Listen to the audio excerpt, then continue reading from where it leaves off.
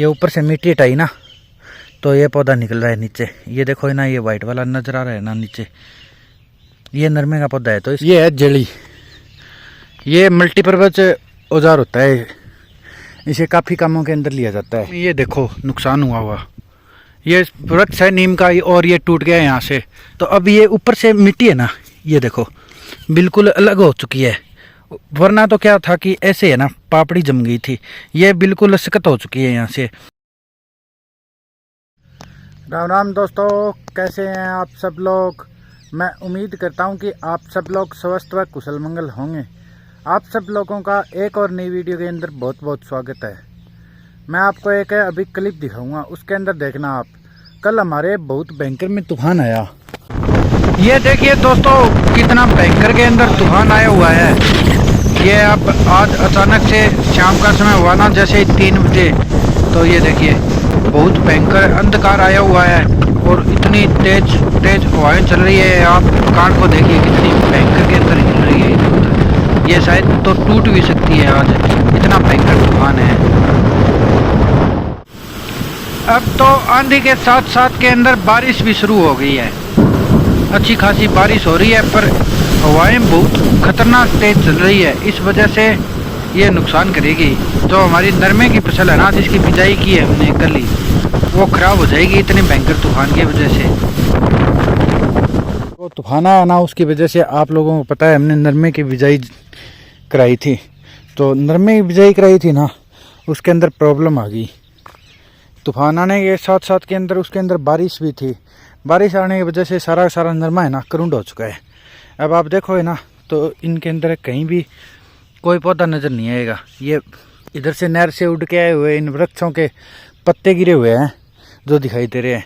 बाकी मैं आपको दिखाऊं तो नरमा कुछ इस प्रकार से निकल रहा है। ये देखिए, ये मैंने अभी खोद के और बाहर निकाल के देखा है।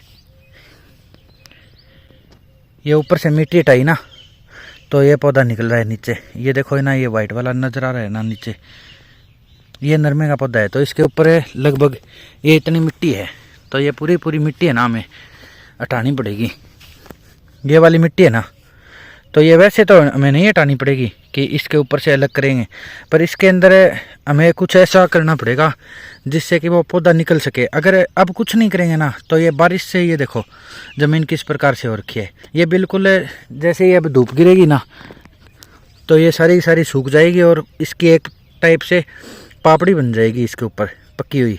तो उसको चीर के वो पौधा है ना, जो नरमे का पौधा होता है, वो इसको चीर के और वो बाहर नहीं आ सकता। इसलिए इसकी कोई व्यवस्था बिठाएंगे जो मैं आपको दिखाता हूँ। पर यहाँ देखते हैं कोई पौधा कितना का नीचे मिलेगा हमें। लगभग 3 फुट के ऊपर एक पौधा है हमारा, तो यहाँ तो अभी तक हमें नज़र ही नहीं आया।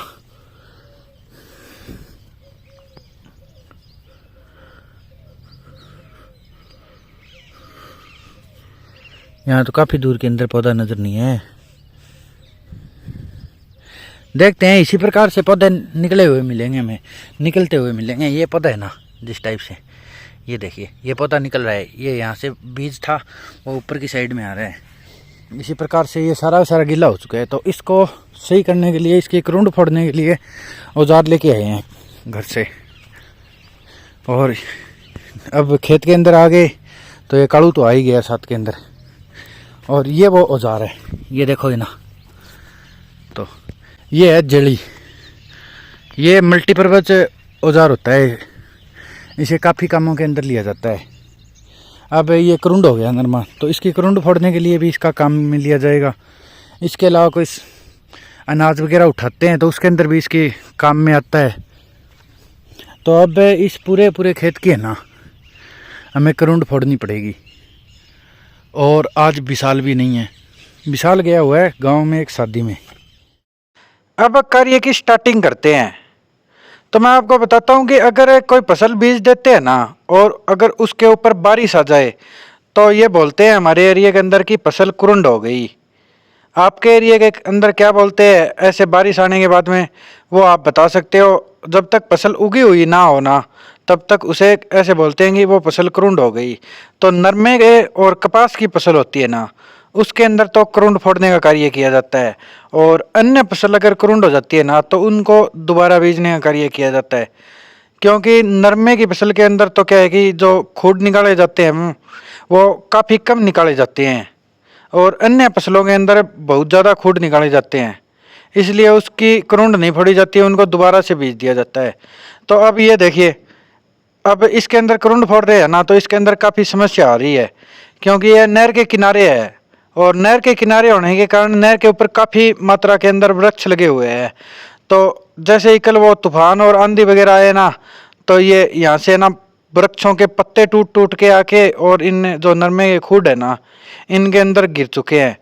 तो ये जो जड़ी है इसके माध्यम से ये करुंड फोड़ा जा रहा है ना, तो इसके आगे वो पत्ते आ जाते हैं और पत्ते आने की वजह से ये मान सकते हो आप कि इसके आगे डांट आ जाती है एक प्रकार से, और वो सही से चल नहीं पाता। उससे ये होता है कि जो पौधा निकल रहा होता है ना, वो उसके आगे आके और टूट सकता है, इसलिए उन पत्तों को भी है ना बार बार बाहर निकाल के डालना पड़ रहा है।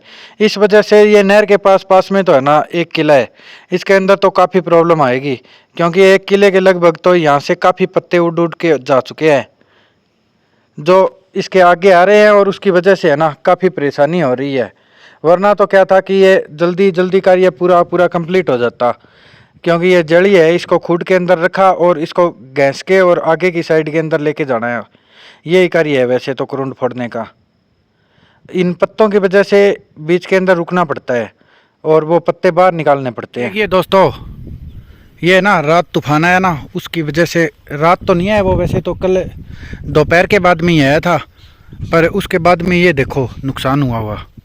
ये वृक्ष है नीम का और ये टूट गया यहाँ से। वैसे तो काफ़ी बड़ा वृक्ष है ये लगभग आज से 50-60 साल पुराना वृक्ष है, तो काफ़ी बड़ा है। तो ये इस साइड में देखेंगे ना तो ऐसे ही लगेगा कि एक वृक्ष टूटा हुआ है, पर इस वृक्ष का एक पेड्डा टूटा हुआ है, एक शाखा टूटी हुई है मतलब, और ये यहाँ गिर चुकी है। ये नाला है ना सारा का सारा ये ब्लॉक हो चुका है। अब ये आगे तक देखो है ना, तो ये पूरा वृक्ष पड़ा है। और इस साइड के अंदर जो नरमे की करुंड फोड़ने का कार्य था ना, वो लगभग फिनिश हो चुका है। ये 3 किले हैं, तो मैं लगभग 10:15 बजे आया था यहाँ, टाइम देखा था सुबह, और अब 1 बजने वाला है। 1 बजने में थोड़ा बहुत टाइम पड़ा है, तो उसके अंदर क्या है कि उस साइड के जो जोते हैं ना वो रह रखे हैं अभी तक शेष। इस साइड का तो जोते लगा दिए हैं, ये फिनिश कर दिए। ये देखो है ना, तो ये इसको घुमाने के बाद में ना मैं बताता हूँ आपको। ये देखिए खुड्डों के अंदर देखोगे ना, तो अब ये ऊपर से मिट्टी है ना, ये देखो बिल्कुल अलग हो चुकी है। वरना तो क्या था कि ऐसे है ना पापड़ी जम गई थी, ये बिल्कुल सख्त हो चुकी है यहाँ से। अगर यहाँ से नीचे से पौधा निकल के आएगा ना, तो वो पौधा इसके अंदर से नहीं निकल सकता। ये सख्त होने की वजह से वो पौधा नीचे का नीचे ही नष्ट हो जाता। अब जो वो जड़ी थी ना वो इसके अंदर से घुमा दी ना, तो उसके बाद में ये सारी की सारी मिट्टी है ना ऊपर से नरम हो चुकी है। अब नीचे से पौधा है ना आराम से निकल सकता है, पौधे को कोई प्रॉब्लम नहीं होगी। ये देखो यहाँ से वो जड़ी घुमाई हुई है पूरी, तो इसके नीचे आराम से है ना पौधा निकल के आ जाएगा। ऊपर ज़्यादा प्रेशर नहीं होगा पौधे के, तो वो न तो जलेगा और न बात। ये देखिए ये पौधा निकल रहा है, तो इसके ऊपर से ये मिट्टी बिल्कुल नरम हो चुकी है। तो ये जैसे जैसे पौधे का और जर्मिनेशन होता रहेगा और बड़ा होगा, वैसे वैसे है ना ये पूरा आराम से बाहर निकल जाएगा। अगर इसके ऊपर से वो नहीं घुमाते ना, तो फिर ऐसी की ऐसी पापड़ी जमी हुई रह जाती और इसके अंदर से है ना निकल नहीं पाता पौधा। इससे निकलने के अंदर काफ़ी परेशानी होती पौधा, और पौधा वहीं जल जाता। इसलिए ये करना बहुत ज़्यादा ज़रूरी था। इसके 2 ही ऑप्शन है, या तो ऐसे कर दो या वरना दोबारा से बिजाई कराओ। पौधा जो अभी मिट्टी के अंदर है ना वो लगभग 2 से 2.5 इंच नीचे है, तो ये ऐसे बना दिया और इसको है ना यहाँ से थोड़ा टाइट बांध दिया, वरना तो ये थोड़ा फैला हुआ था। अब इसको यहाँ से टाइट बांध दिया ना, तो ये सही हो गया है। और ये लगभग 2 इंच के लगभग है ना ज़मीन के अंदर चलता है, जिससे ऊपर की है ना सारी मिट्टी नरम हो रही है, और इससे थोड़ा सा नीचे पौधा रह जाता है, तो वो पौधा आराम से निकल के आ जाएगा। अब वो उस साइड वाले जोते हैं ना वो लगाते हैं, एक खुड तो आधा तो यहाँ से लेके और यहाँ तक तो इसके नीचे ही रह गया, जो हो ही नहीं पाया। ये इतना बड़ा वृक्ष टूट गया कल।